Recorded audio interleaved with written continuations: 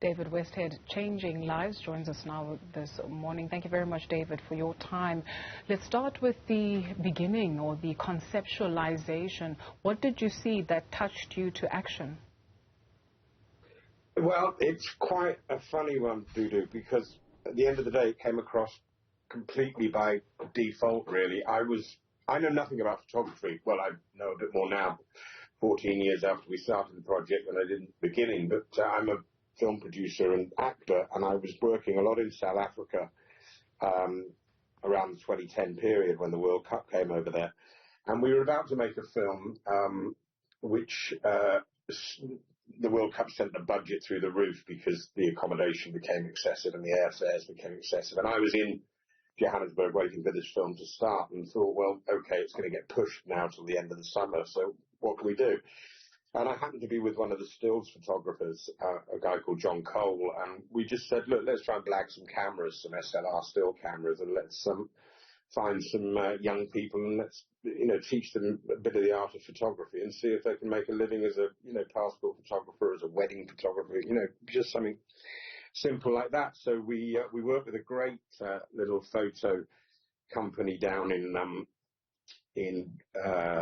Soweto called the Umuzi Photo Club, and we picked 4 boys and 4 girls, all between the ages of 14 and 19, and we worked with them across the 4 weeks of the World Cup, and they exceeded all expectations. These were young people from Soweto, from Eldos, from Deep Sloot, from Sebokeng, and they were just fantastic. They grasped the opportunity. They had incredible imaginations, and as we said, a camera is really just a piece of metal that you put in front of your face in order to express your imagination, and they expressed it in bucket loads. And the idea was that we would focus on their communities and what the World Cup did or didn't mean to those particular areas. And they came up with some amazing photographs that were in contrast to what the rest of the world was seeing at the time, which was largely, footballers running around in football kits, which wasn't our brief.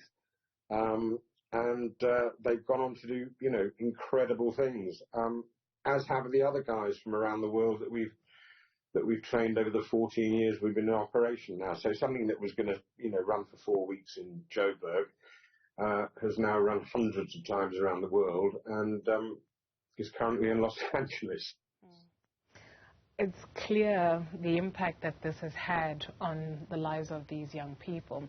I do wonder what it has done for you, because like you said, a camera or a lens can unlock an imagination, and you can be looking at, both of us can be looking at a similar thing, but our interpretation will be different. What is it that you have managed to see through the eyes of some of the young people that you have worked with over the years?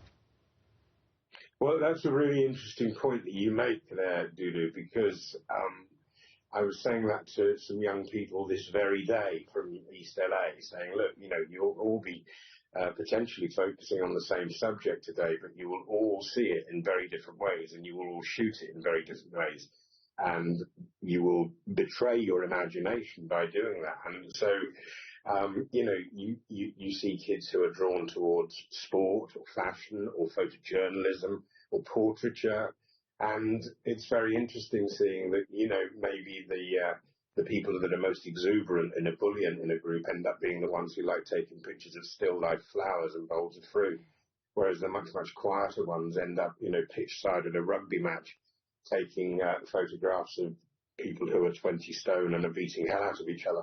So it's quite interesting when you give them the key and they open the door and they run, and you never know which direction they're going to fly in. But and sometimes it's got nothing to do with photography. I mean, photography is just a medium that we use. Sometimes it's just a conduit for them to find something that they really do enjoy. I mean, we had one young man in Brazil, João Paulo Almeida, and João Paulo was he was from a family of 10. He was from a favela, and he always used to look up into the sky and see the aircraft flying over and think, I wonder what they are and I wonder where they go. And he's now an air steward.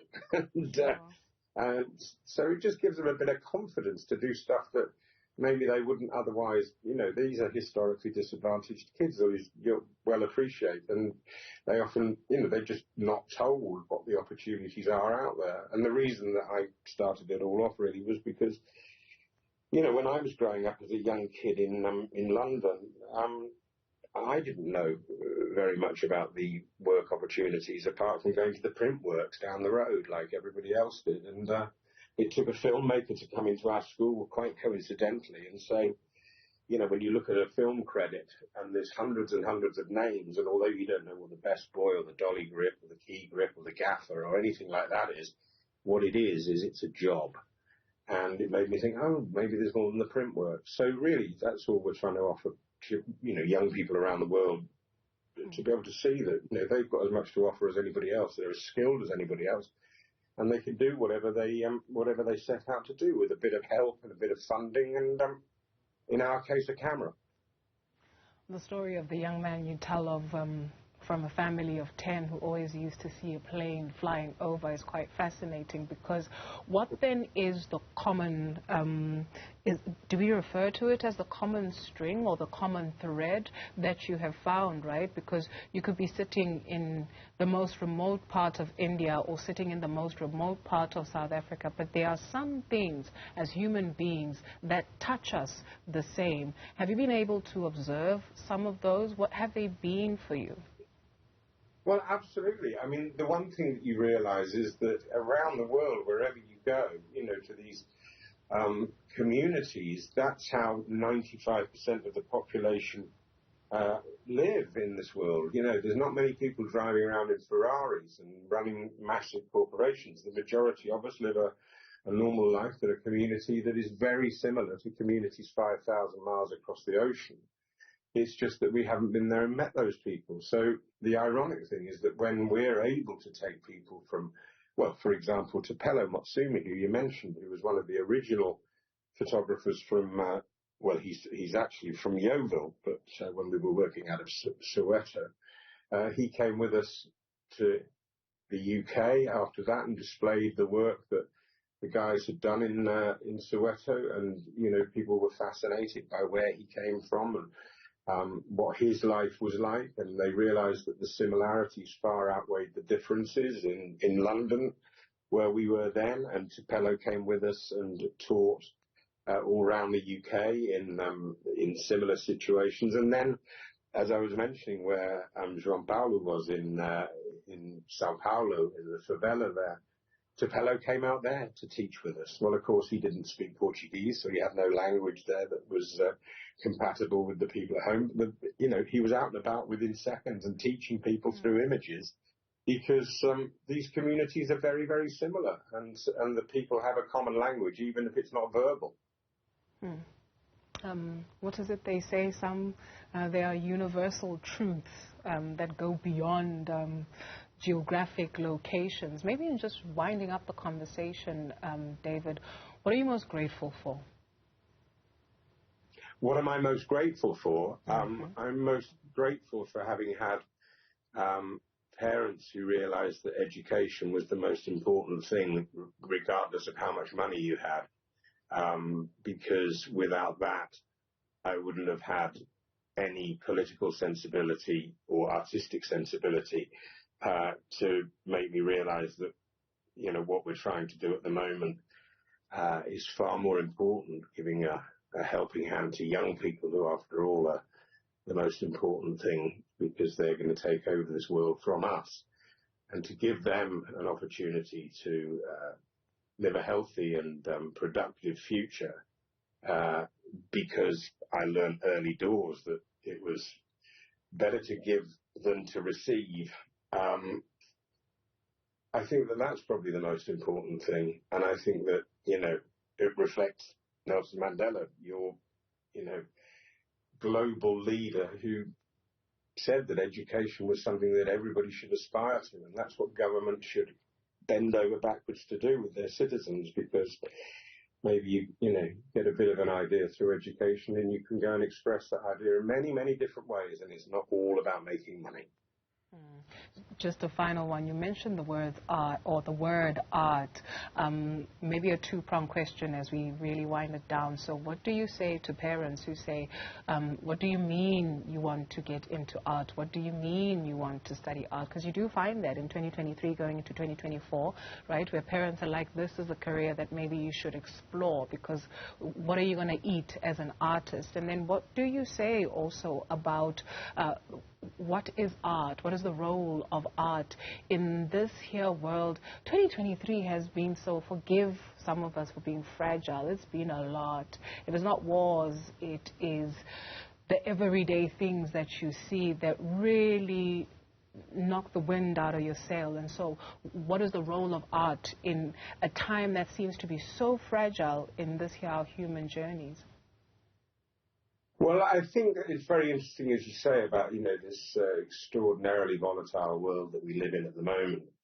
But in 50 years' time, 100 years' time, the thing that will be telling the story of these terribly volatile incidents will be contemporary reports and art.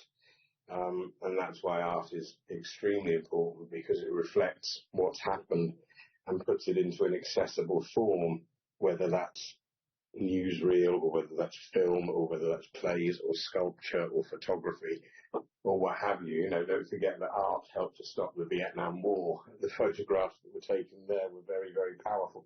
So, I mean, I think the other thing about, as you said, Dudu, mums and dads saying, look, get a proper job, don't bother about art, because it will lead you to an attic living on gruel, is maybe not as true as it once was, because for starters, there's no job for life anymore. There used to be that thing where, you went to the coal mine, or you went to the bank, or wherever you went to work, you'd be there for the rest of your life and it would be secure. Well, sadly, that ain't the case no more. So,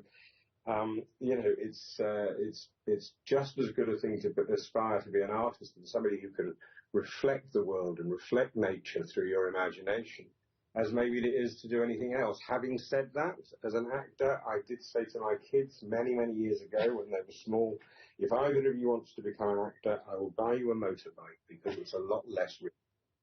It's a lot less what? Risky. Oh, a lot less risky. Would you still say that to your children today, or grandchildren? Oh, absolutely not. Absolutely not. Okay. So, they can do whatever the heck they like. They've got, hopefully they've got 80 odd years on this planet, and they should do whatever they do, however they want to do it. Sure. David, thank you so much for the work that you do and for your contribution to humanity. David Westhead is an actor and producer based in the United Kingdom.